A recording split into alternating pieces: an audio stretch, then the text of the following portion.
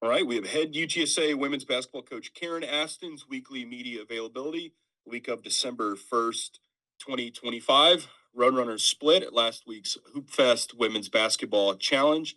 This week, they'll take on UNLV in the Convo before heading to Waco to face number 15, Baylor. Coach, if you could start us off with an opening statement, and then we'll open it up to questions. Well, I thought that the week in Dallas was good for our team. We saw really good competition, and I think every time you play against teams that have the ability to show you your weaknesses or expose you in certain ways, then you can grow from it if you want to. And I thought that we did that. I thought that Auburn exposed some things that we need to work on and we need to grow about. And Grand Canyon did the same thing, but we responded in a positive manner. And it was really good for this young bunch to be able to respond when someone sort of punches you. And Grand Canyon did that in the third quarter. And I was super proud of how we finished the game, how we responded.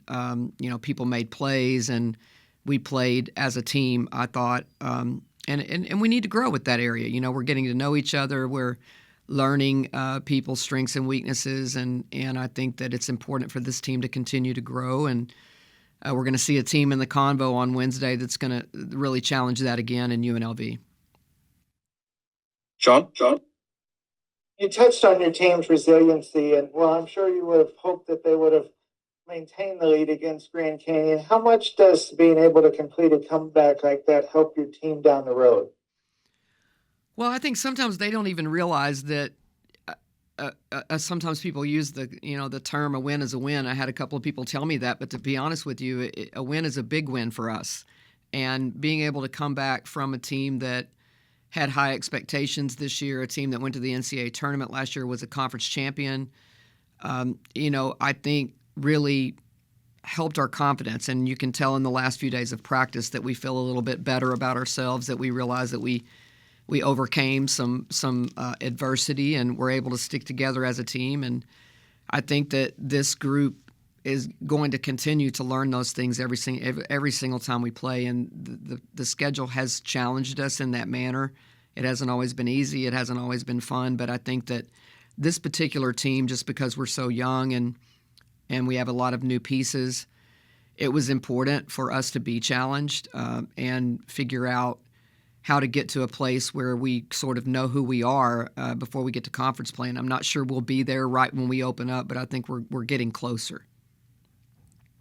Cheyenne Rowe has really stepped up as a leader, kind of a do-it-all player. What has she done to sort of prepare herself to be in this position? Well, it's funny that you asked that because we were just in a staff meeting talking about time in the gym that she spends, and I think that sometimes players find a sense of urgency to get in the gym during this time of the year. But I think what really shows up is if they're in the gym consistently, and summertime really shows up in the winter. And I talk about that all of the time. I mean, it really shows if you put time in the gym and you put up a lot of shots. And we have a fun little shooting competition that goes on the whole entire summer. And Cheyenne is always either winning that competition or in the top 2 or 3 as far as shots up. And you just can't get around the work at this level in anything that we do. You have to be able to put the work in, and it has to be consistent. And so I think she's reaping the rewards of someone that has spent a lot of time in the gym in the last couple of years. Cheyenne is not one to seek the spotlight, and I made the comment to her a couple of weeks ago that she seemed comfortable in it, though, and she seemed kind of surprised by that. What's your assessment of how she's kind of handling this kind of starring role? I think she's handling it really well, and I think she's also a perfect example of someone that stayed true to the process.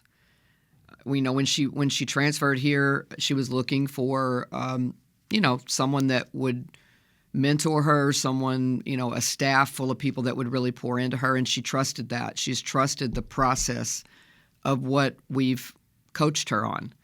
And, all players can't do that. They all get away from that sometimes, and I think you can't get around it. And an example of that is last year how, she probably realistically could have gotten more minutes, at another school, or could have thought about that in the back of her mind all the time, but she really just stayed true to the process. And so now that she's stepped into a starting role and a high minute role, I don't think that it's even crossed her mind that it's anything other than I prepared for this, and this is who I am. And it's kind of who she is as a person, really. I mean, she prepares academically. She's a very constant person for me as a coach, and I appreciate those people the most.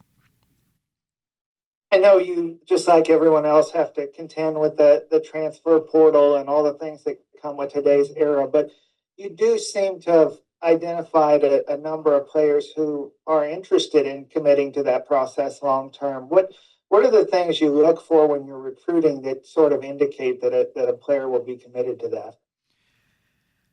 I think some of it actually has to do with, and it's sort of gotten lost in college athletics right now, but I think some of it has to do with their academic goals. Cheyenne is she's an example of someone that is a very good student that has very, long-term goals professionally and academically. I think she wants to play as long as she can play, but I think there's an end game for her that has to do with the profession. And I would say that about Idara. I think Idara came here with some intentions academically, and success has taught her that she can be well-rounded, and she can be a great basketball player and a great student. And I think she understands that, and maybe sees a long-term goal basketball too. But she's stayed pretty true to the process of what her academic goals are. And so I think if you find some that at least like they want to get a degree in what they came here to do, and you help them do that, which we do, then you maybe can at least get them to stay throughout a 3-year, if they can get their degree in 3 years. And so I think that's been a piece of it. Maya Linton's an example of that.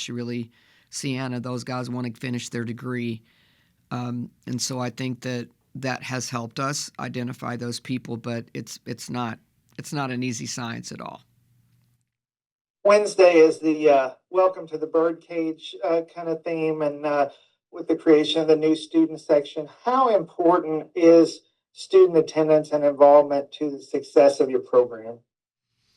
It's huge.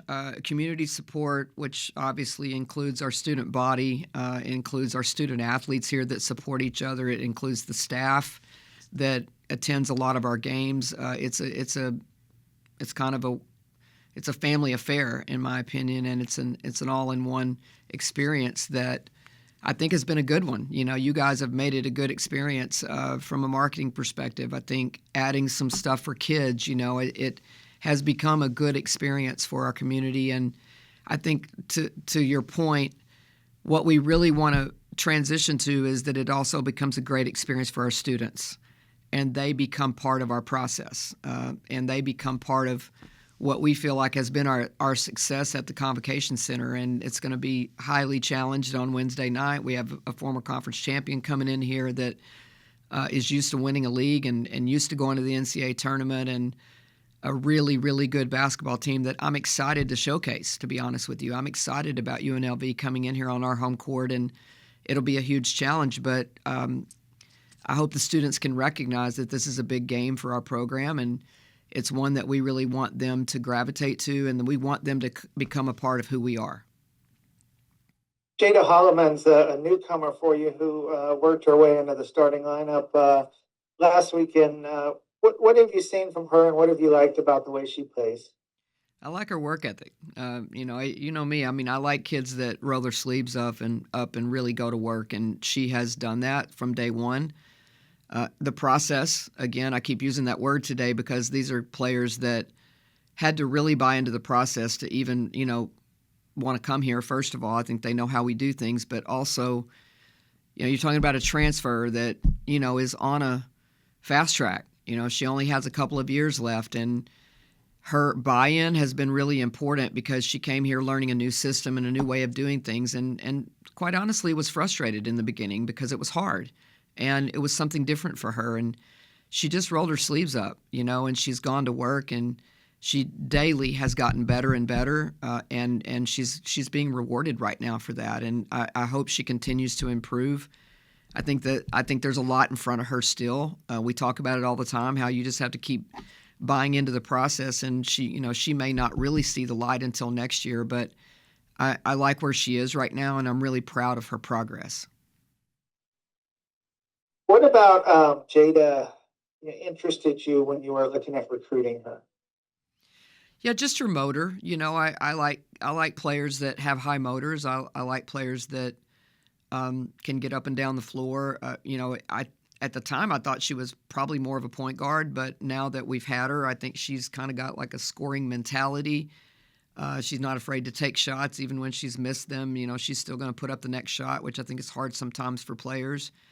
I think she's gotten better and better at understanding how we do things and how the system is being run. But I think just, in particular, her desire to be in the gym. It's another one of those that, as we talked about with Cheyenne, that Jade is not afraid of the work. I mean, she'll get in the gym, she'll get up shots.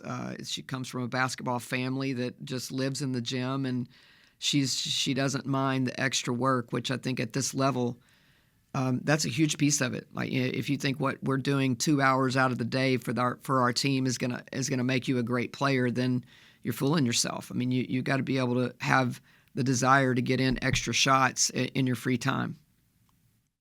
You've done a great job of building community support. You talked a little bit about UNLV with the students, but what's your pitch to the community about why they should turn out Wednesday night? Well, I'm hoping it's a really good basketball game. First of all, it's women's basketball, and it's on a Wednesday night, which unfortunately, as we roll into conference play, we're going to play a lot of games on Tuesday night, which I'm not a fan of, to be honest with you, because our high schools play on Tuesday nights. But this is in particular a game that I would really encourage the high school teams to come out to, because I think they have a Texas player on their team or two, and I think that it's just going to be a really good basketball game. I think these are two teams that are pretty equally fit. When you look at the statistics, we kind of mirror each other in some areas, and just two teams that I think are really going to get after it. So I think it'll showcase women's basketball in a very positive light. You have one of the country's longest home winning streaks. So what about the Convo allows you to be so successful? It's the people. It's definitely the people. I mean, they have made it a very tough environment. Again, I really want our students to become part of that, and I want them to claim how tough it is to play, because the community's grabbed onto it. It's been a place that I think families want to come to. We've made it a good family environment. I think our fans have grown, and they're proud of what we've accomplished. And if we can get the students to become a part of it being really hard to play in, I think it'll get even better. But I'm just excited about being home. We've been away quite a bit this semester, and it's nice to be back in the Convo for a few games. Ryan, that's all I've got. All right, I'll add UTSA is 12th nationally in longest home winning streaks. And that'll close things out. Thanks, everybody.